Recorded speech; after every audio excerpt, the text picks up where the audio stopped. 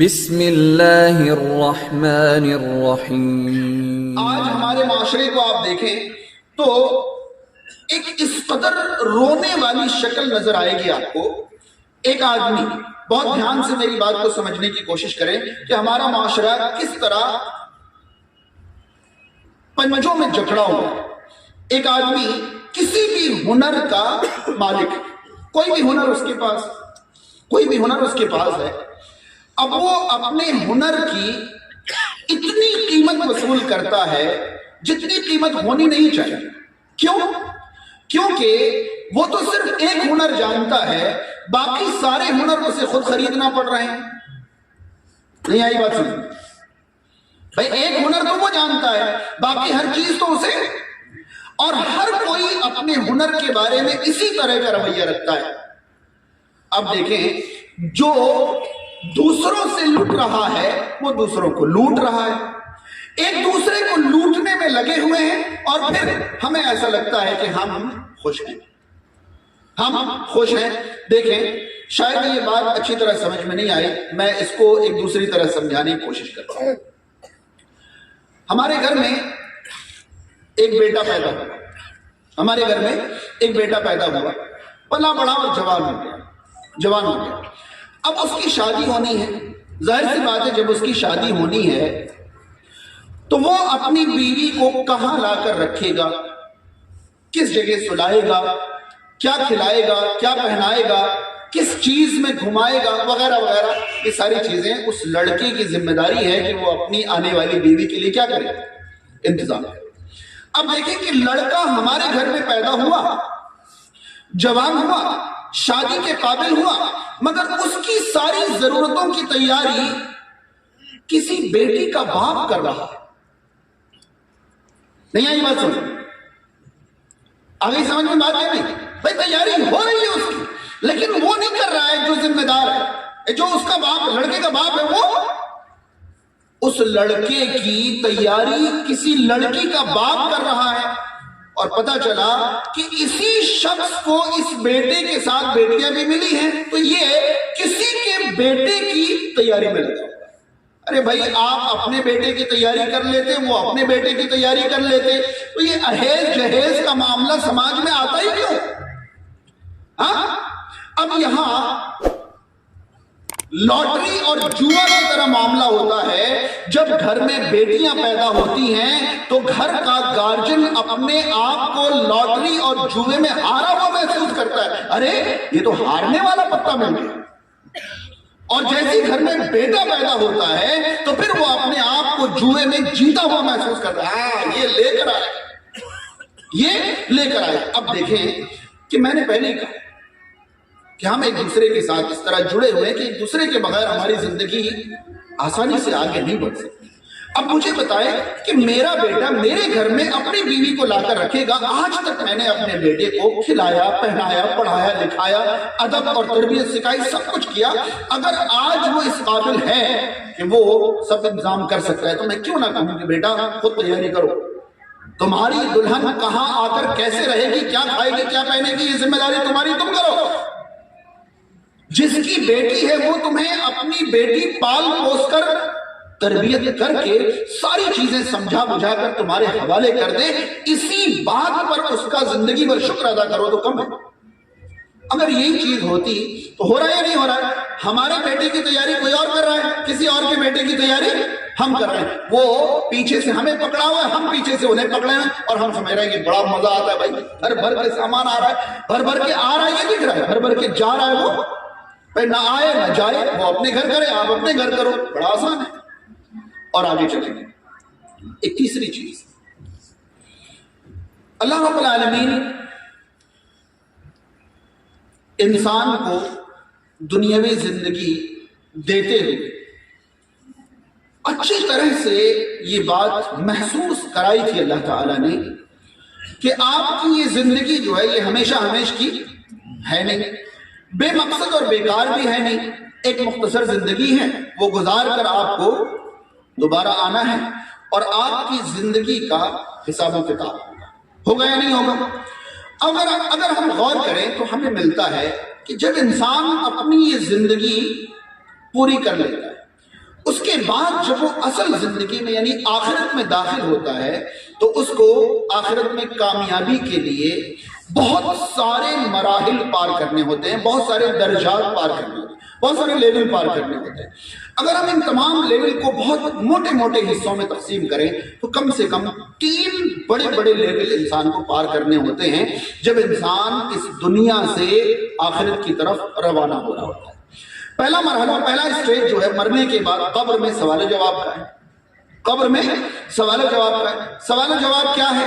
دراصل آخرت کی تمام حاضری، تمام پیشی، تمام حساب و کتاب، تمام چیزوں کا ایک سرسری جائزہ ہے قبر کے 3 سوالات۔ بات سمجھ رہے ہیں؟ میں نے کئی بار یہ بات سمجھائی ہے کہ قبر میں انسان کا علم نہیں بلکہ کیا بولے گا؟ عمل بولے گا، اور ایک دن کا نہیں بلکہ زندگی بھر کا عمل بولے گا۔ بات سمجھ رہے ہیں؟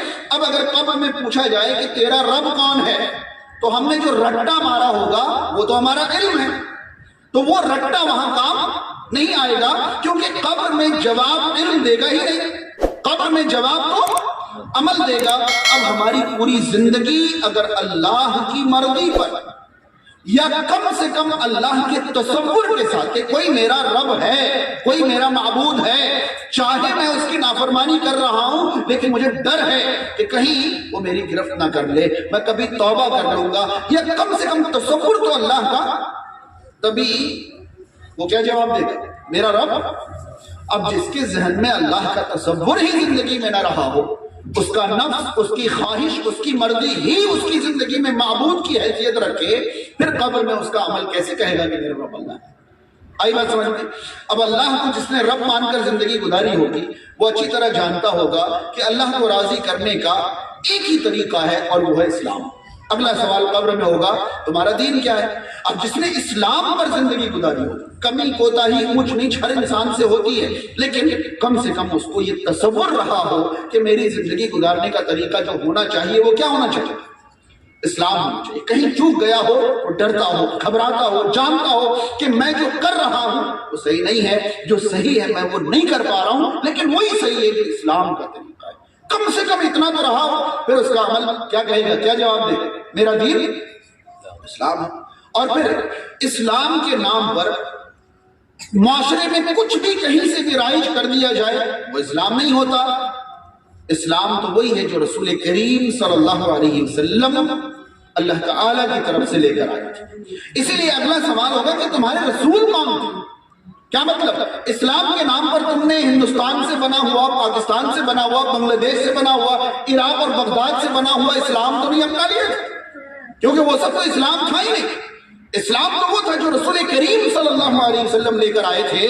تو اگر ہمارا اسلام وہ اسلام ہوگا جو رسول کریم صلی اللہ علیہ وسلم کا دیا ہوا اسلام ہو، تب ہم یہ جواب دیں گے، یا ہمارا عمل یہ جواب دے گا کہ ہمارے رسول محمد الرسول اللہ ادھر ادھر کا ہوگا تو ہو سکتا ہے ہمارا جواب بگڑ جائے، کچھ اور جواب دے بیٹھے ہم، کیونکہ ہمارا عمل رسول کریم صلی اللہ علیہ وسلم کی تعلیمات پر زندگی گزارنے کا نہیں رہا ہوگا تو ہم کیسے جواب دیں؟